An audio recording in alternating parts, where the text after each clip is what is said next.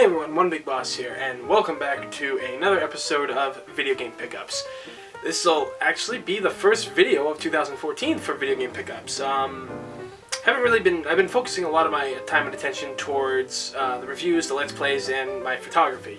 I had to buy a bunch of stuff recently, so me and my buddies decided, let's go to the flea market today. Glad I did, because I got a lot of stuff. First off, Marvel's Superheroes War of the Gems. Is that focusing there, or? Yeah, it's not focusing. I don't know. But this game is actually really fun. If anybody has ever played the X-Men Mutant Apocalypse game for the Super Nintendo, it's pretty much plays the same. You got a number of characters to choose from, mainly like Avengers people, and it's a great game. It wasn't well received, well bought, because it was towards the end of the Super Nintendo's lifespan. But I'm glad I picked it up. It's a great, fun game. So it's a good toss-up for that. Next up was the Fullmetal Alchemist Curse of the Crimson Elixir guide. I don't know if many people have played this game. It wasn't really heavily advertised, just like the first one in the series. Personally, I like this one a lot better than the first. I had also wished that the third game they made for the PS2, that was a continuation of this kind of series, came to America, because you could play two players in that and be Ed and Al, which they didn't, for some odd reason, include in the first two games, even though Al is there in the game. Next up, we got two box Game Boy games, and I'm talking Game Boy, not Game Boy Color, Game Boy.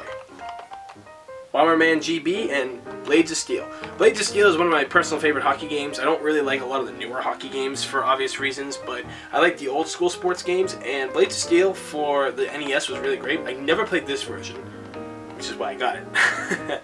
So hopefully it's a lot of fun. Bomberman GB, I love Bomberman games, but my favorite till to this day is Super Bomberman, the first one for the Super Nintendo, and of course Bomberman 64. That was an insane game back in the day, which I need to get that at one point.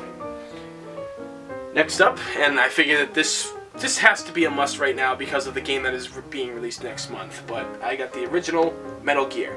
Shockingly enough, did not own this game for the longest time. Played it at my cousin's house, but when we were younger, but I never actually owned the actual game.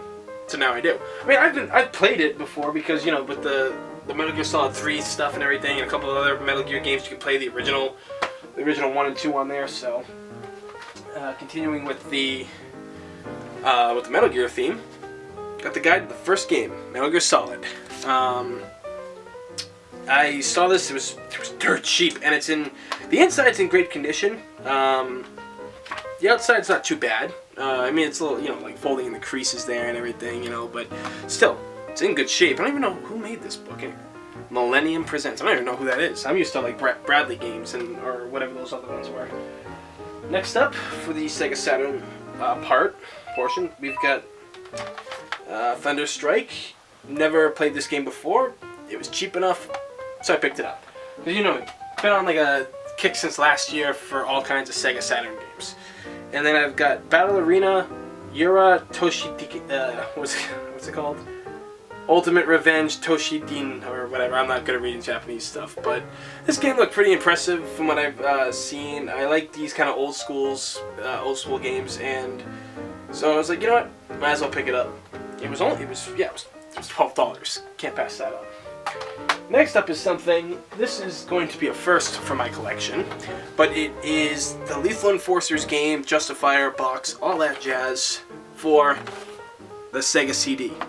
This is the first Sega CD thing that I've ever owned in my life. I mainly got it not because it'd be the first thing, but I am a huge shooting fan when it comes to the old arcade games, and this was one of the best ones I've ever played.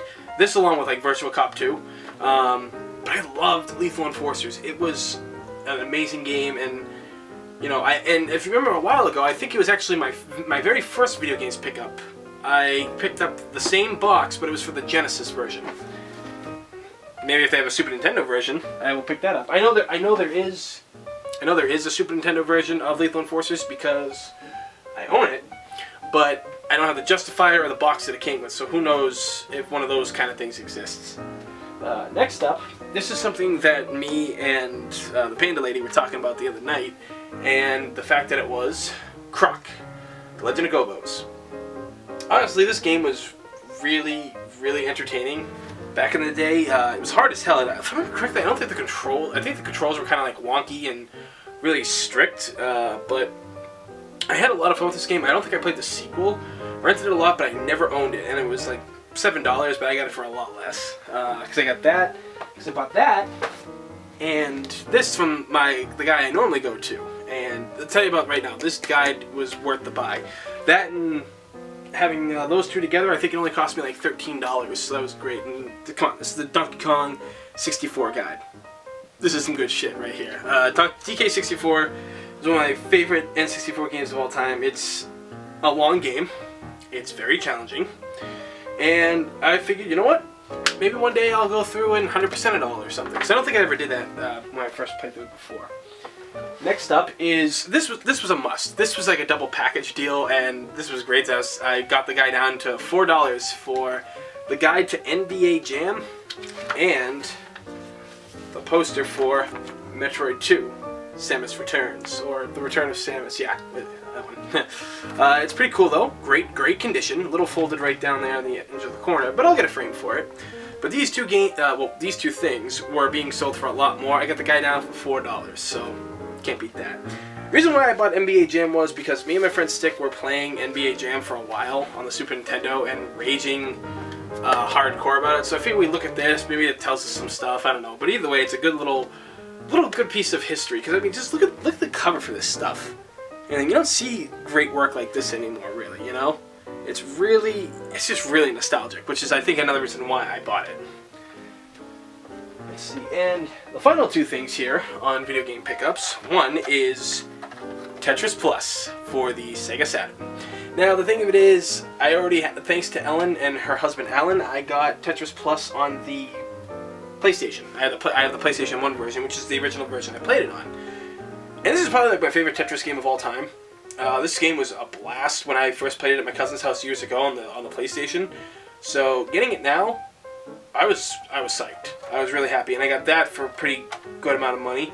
But yeah, it's in like perfect condition, the case, everything. And let's face it, finding good Sega Saturn cases that are still in great condition, that aren't chipped, broken, spines right here like been cracked off or whatever, that's hard, because it's not like, you know, in the old days if you busted a PS1 thing, you couldn't go out and buy another jewel case for it, you know. But either way, that Tetris Plus, extremely excited about that.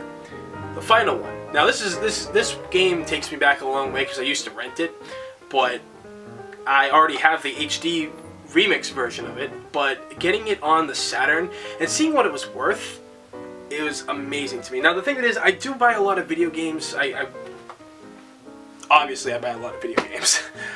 But I also look at it in a way that a lot of the things that I buy will be a future investment. They've been going up in price and they're only going to keep going up. So if there's ever like an emergency, or when I finally decide to get married and have to pay for a wedding, I have to sell that stuff. Although I'm really hoping my wife will, you know, be okay with like, you know, not selling my games. Because one of my exes was like that. She hated the fact that like I would buy stuff for her, and she's like, you need to buy stuff for yourself, don't worry about me, kind of thing, you know. And she would if I had given her a ring and she had found out that I sold rare games, she'd probably cut my balls off. Because it was something I'm passionate about. But you know, you make sacrifices. But either way, regardless, getting back on track, this game is just a fun game to pop in and play no matter how old you are or how old you get.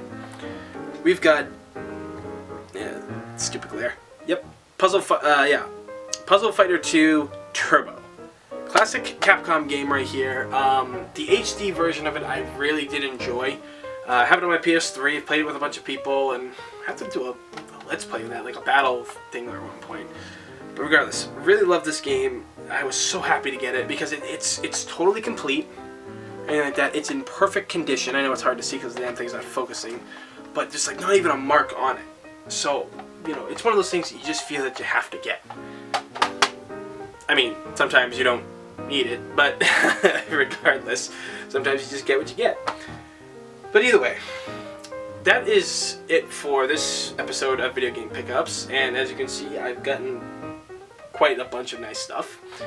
But in the comments below, like always, let me know what your greatest video game pickup was. Was it a system, a game guide? Was there something from your childhood that like you found for a price that you never thought you'd be able to afford it for? So let me know, because I do read the comments, and now, as always, I can't respond to the comments because I am not switching over to Google+. So that's also another reason for you guys to follow me on Twitter and the Facebook that we have right down below. In the box down below, not on the screen, in the info box down below. Just scroll down and click it. I know how hard that is sometimes because some people just don't want to freaking read, but I just told you how to do it. But regardless, I like to hear the stories I get from people on these things, so let me know. And if you follow me on Twitter or Facebook and leave a message, I will definitely get back to you. So, as always, everybody, thank you for watching. I'm One Big Boss, and I will see you all next time.